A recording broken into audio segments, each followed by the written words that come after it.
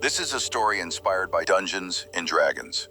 My original content, player backstory, Doggrim Cobblelob, a deep gnome of 42 years, was once a simple miner, his days filled with the rhythmic clang of his pickaxe against stone in the deep places of the earth.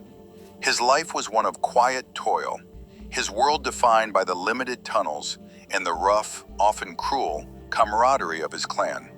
He wore a crude burlap sack blouse, stained and torn from his work, paired with trousers that had seen better days, and simple moccasin-style shoes he'd fashioned himself from the rats he'd learned to farm in the dark.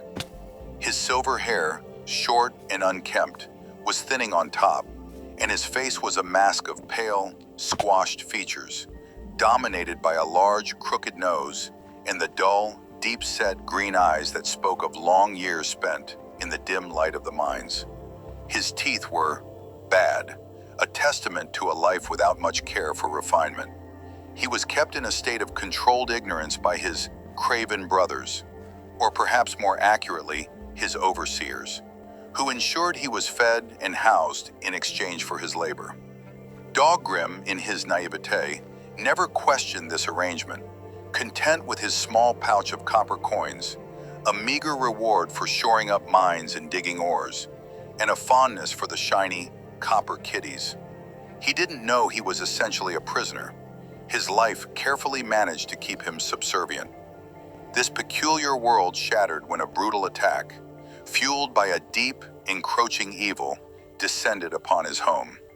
In the chaos and terror, Doggrim, unaware what was transpiring, was shoved to the ground, injured as his craven brothers fought off the enemy.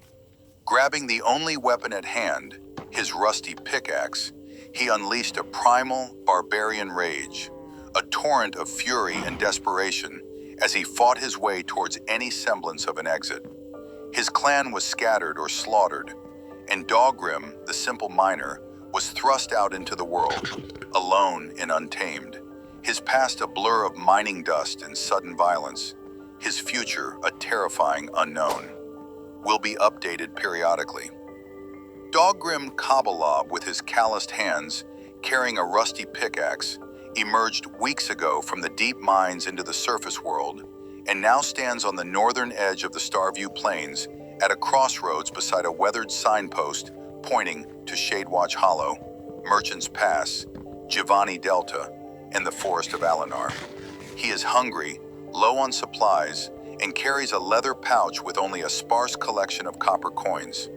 His pickaxe is both a comforting tool and a visible reminder of his past.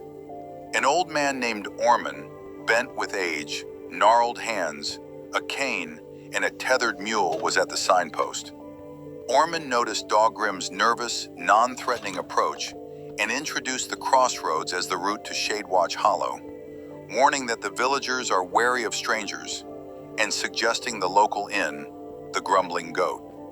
Doggrim stammered that he is not from around here and explained in fragmented, halting sentences the events that forced him to flee the mines. The craven brothers, a shove, a sudden attack, blood on his pickaxe, and a desperate flight toward the light.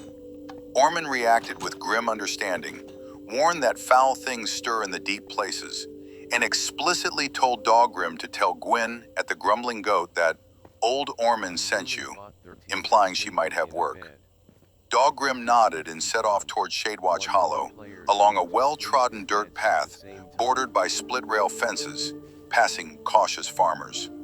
The Grumbling Goat is described as a long, low building with a sagging thatch roof and a faded sign of a disgruntled goat.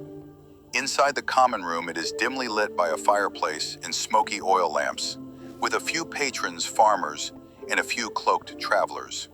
The innkeeper is Gwyn, a stout woman with graying hair and a bun, who polishes tankards, narrowed eyes, practical demeanor, and a frank manner. She noted Doggrim's travel-worn appearance and pickaxe, offered stew of rabbit and root vegetable for 1 copper, and a bed in the common room upstairs for 2 copper. Gwyn offered Doggrim paid work clearing and shoring a half-collapsed cellar damaged by last season's rains. A day's hard labor for someone experienced with stone, for a payment of 5 silver pieces if done properly.